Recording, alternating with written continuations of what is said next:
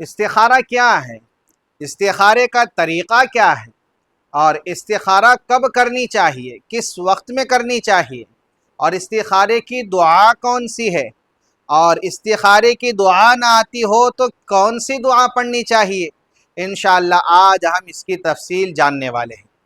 تو سب سے پہلی بات یہ ہے کہ استخارہ کیا ہے۔ استخارے کے معنی ہے خیر طلب کرنا، جائز کاموں میں اللہ رب العزت سے خیر طلب کرنے کو، خیر مانگنے کو استخارہ کہتے ہیں۔ اور اللہ کے رسول حضرت محمد صلی اللہ علیہ وسلم نے صحابہ اکرام رضوان اللہ تعالیٰ عنہم اجمعین کو استخارے کا طریقہ سکھایا اور استخارہ کرنے کی ترغیب دیا کرتے تھے، جیسا کہ بخاری شریف کی روایت حضرت جابر رضی اللہ تعالیٰ عنہ فرماتے ہیں کہ اللہ کے نبی صلی اللہ علیہ وسلم ہمیں تمام کاموں میں استخارہ اسی طرح سکھاتے تھے جس طرح قرآن کی سورت سکھاتے تھے۔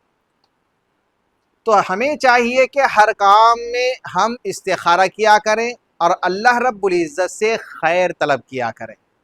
اور دوسری بات، استخارہ کب کریں اور اس کا وقت کیا ہے۔ تو یہاں پر سمجھیں کہ استخارے کا کوئی وقت متعین نہیں ہے کہ اسی وقت میں ہی کرنا چاہیے ورنہ استخارہ نہیں ہوگا، ایسی کوئی بات نہیں ہے۔ اور یہ بات مشہور ہے کہ رات ہی میں استخارہ کرنی چاہیے ورنہ استخارہ نہیں ہوگا، سونے سے پہلے ہی کرنی چاہیے، یہی استخارے کا وقت ہے، یہ بات درست نہیں ہے۔ آپ جس وقت استخارہ کرنا چاہیں اس وقت آپ کر سکتے ہیں، لیکن بہتر یہ ہے کہ رات سونے سے پہلے استخارہ کر لیا کریں، یہ بہتر ہے۔ لیکن دن میں آپ کو استخارہ کرنے کی ضرورت ہے تو آپ دن میں بھی استخارہ کر سکتے ہیں۔ تو لہٰذا استخارہ کرنے کا کوئی متعین وقت نہیں ہے، آپ جس وقت چاہے استخارہ کر سکتے ہیں۔ جیسا کہ اللہ کے رسول صلی اللہ علیہ وسلم حضرات صحابہ اکرام رضوان اللہ تعالیٰ عنہم اجمعین کو استخارہ کرنے کی خوب ترغیب دیا کرتے تھے۔ روایت میں آتا ہے آپ صلی اللہ علیہ وسلم نے فرمایا، جب تم کو کوئی معاملہ درپیش ہو تو استخارہ کیا کرو۔ تو اس لیے کوئی بھی ہمیں کام کرنی ہے استخارہ کر لیا کریں، اللہ سے خیر طلب کر لیا کریں، انشاءاللہ العزیز اس کام کے اندر خیر ہی خیر ہوگا۔ تو تیسری بات، استخارہ کرنے کا طریقہ کیا ہے۔ یہاں پر دو باتیں سمجھیں۔ نمبر ایک، بسا اوقات آرام سے فیصلہ کرنا ہوتا ہے۔ نمبر دو، بسا اوقات فوری طور پر فیصلہ کرنا ہوتا ہے۔ آرام سے جب فیصلہ کرنا ہو تو ایسے وقت میں آپ استخارہ اس طرح کریں جیسا کہ استخارے کا مسنون طریقہ ہے۔ استخارے کا مسنون طریقہ کیا ہے؟ مثلا 2 رکعت استخارے کی نیت سے آپ نفل پڑھیں تو آپ یہ ارادہ کریں کہ اے اللہ میرے سامنے 2 راستے ہیں اور خیر جس میں ہو میرے حق میں وہ فیصلہ فرما دے، آپ یہ نیت کریں اور 2 رکعت نفل پڑھیں، اور نفل پڑھنے کے بعد استخارے کی دعا جو اللہ کے رسول صلی اللہ علیہ وسلم نے بتلائی ہے اس دعا کو آپ پڑھا کریں۔ مثلا دعا یہ ہے، اللہم انی استخیرک بعلمک واستقدرک بقدرتک واسألک من فضلک العظیم فإنک تقدر ولا اقدر وتعلم ولا اعلم وانت علام الغیوب۔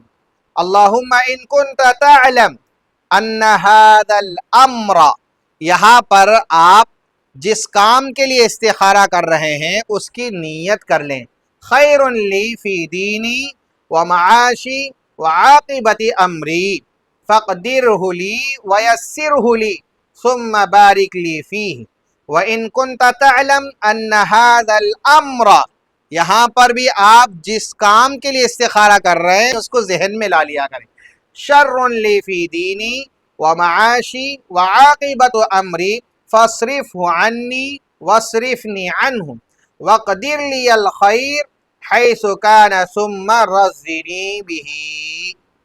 یہ دعا پڑھ لیا کریں تو اب استخارہ آپ کا ہو گیا ہے۔ تو یہ استخارے کا مسنون طریقہ ہے۔ اگر آپ کو اطمینان سے فیصلہ کرنا ہو تو ایسے وقت میں مسنون طریقے سے آپ استخارہ کیا کریں۔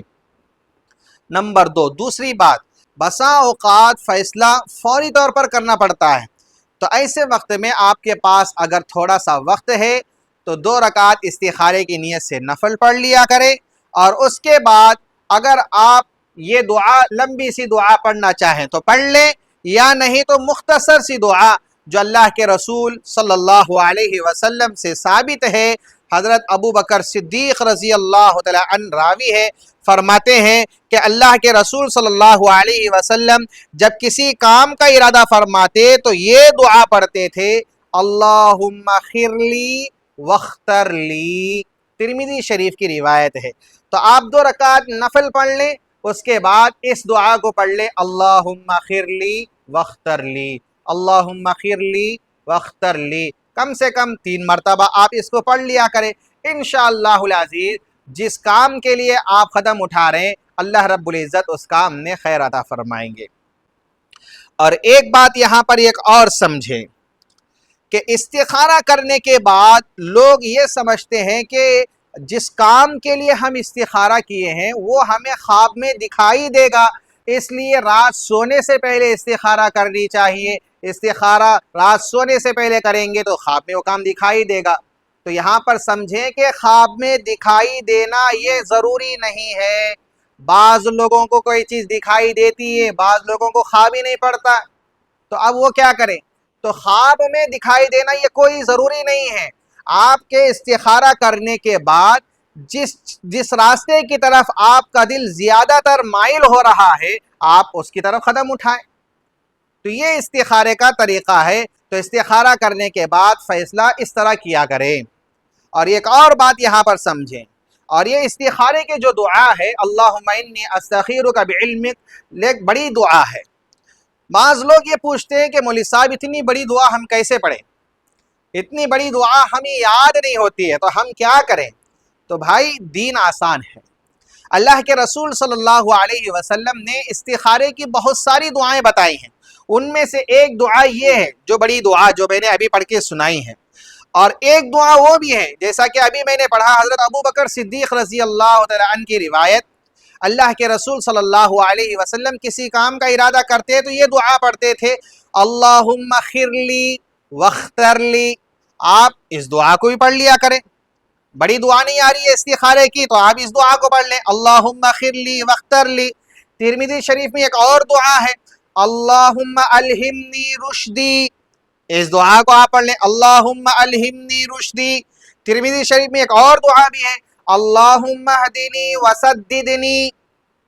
تو یہ چھوٹی چھوٹی دعائیں، اللہم خر لی واختر لی، یا نہیں تو اللہم الہمنی رشدی، یا نہیں تو اللہم اہدنی وسددنی، یہ چھوٹی دعائیں، ان میں سے جو دعا آپ کو آسان ہو اس دعا کا آپ اہتمام کیا کریں۔ انشاءاللہ العزیز اس دعا کی برکت سے اللہ رب العزت آپ کے حق میں خیر کے فیصلے فرمائیں۔ کایا پلٹ ایک کتاب ہے، اس میں حضرت مفتی تقی عثمانی صاحب دامت برکاتہم لکھتے ہیں کہ میرے والد محترم یعنی مفتی اعظم حضرت مولانا مفتی شفیع صاحب رحمۃ اللہ علیہ جب حضرت کے سامنے کوئی ایسا کام درپیش آتا جس کا فیصلہ فوری طور پر کرنا پڑتا ہو تو ایسے وقت میں حضرت تھوڑی دیر کے لیے آنکھ بند کر لیتے، خاموشی کے ساتھ تھوڑی دیر آنکھ بند کر لیتے، سامنے جو لوگ حضرت کے مزاج سے واقف ہوتے وہ سمجھ جاتے کہ حضرت استخارہ کر رہے ہیں، اور جو لوگ کیا ہے حضرت کے مزاج سے واقف نہیں ہے وہ لوگوں کو معلوم نہیں ہوتا تھا،